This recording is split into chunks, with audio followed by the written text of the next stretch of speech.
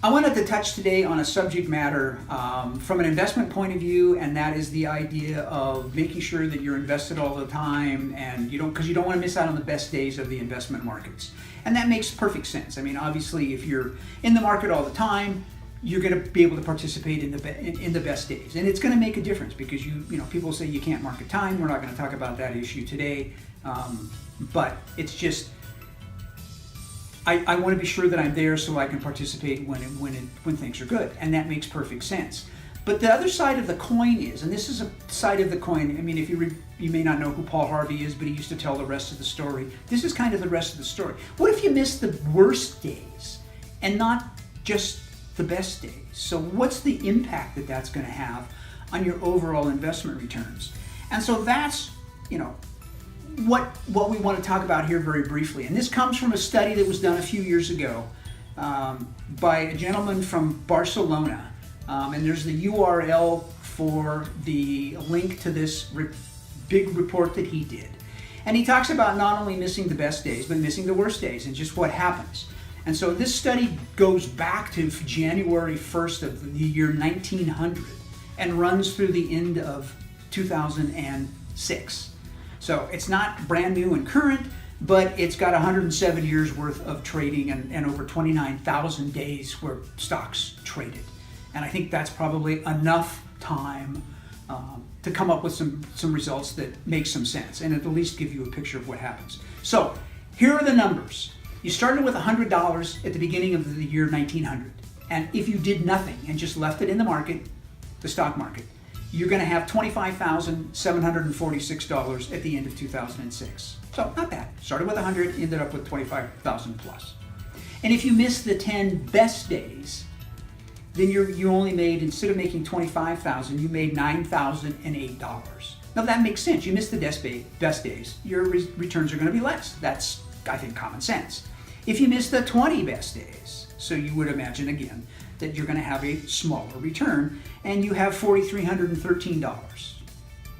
If you miss the 100 best days, you only had $83. Now that's it. You had started with 100, you actually lost money because you missed the 100 best days, and you've got 83, and that's after 107 years. So I would assume for most of you that's longer than your typical investment time horizon, because most of us aren't going to be investors for more than 100 years. So all of that makes perfect sense, but let's take the other side of this, and that is, what if you missed the worst days? If you missed the 10 worst days, instead of having 25,000 plus, you have 78,781. So you basically tripled your money if you missed the 10 worst days. If you missed the 20 worst days, you've got $162,588. Big difference. Obviously, big difference. And here's the one that most people kind of go, this is impossible, but it's true. And if you miss the 100 worst days, the $100 you started with, if you had just left it alone, remember, would have grown to 25,000 plus. If you miss the 100 worst days, you'd have $11,197,734. See, it's even hard for me to say this. It just seems unbelievable that that's how much it was. That's an annual compounded rate of return of 11.5% over 107 years.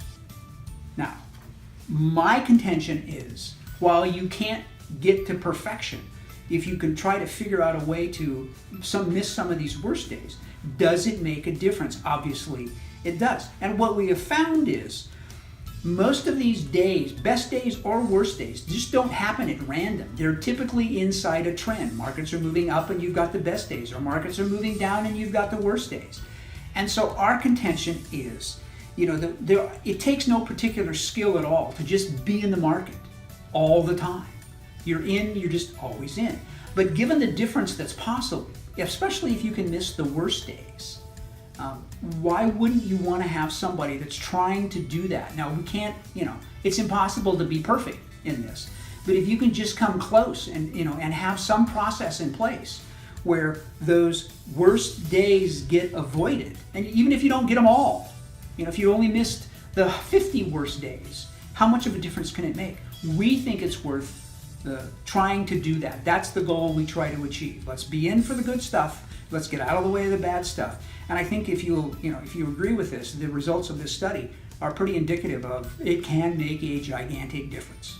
So if you want to see the URL for the study is down there. If you want to, at the bottom of the screen, I told you that before. And also if you want to download, this is part of a white paper we wrote a year or so ago. If you want to download the whole white paper, because we talk about a bunch of other stuff that is not the norm. You're probably not going to see a lot of these topics in this white paper that we talked about from our investment point of view.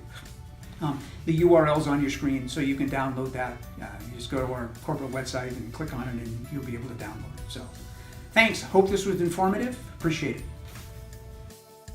Well, thanks for watching. If you liked what you saw, you could hit the subscribe button because we're going to be putting new content out here all the time. Thank you.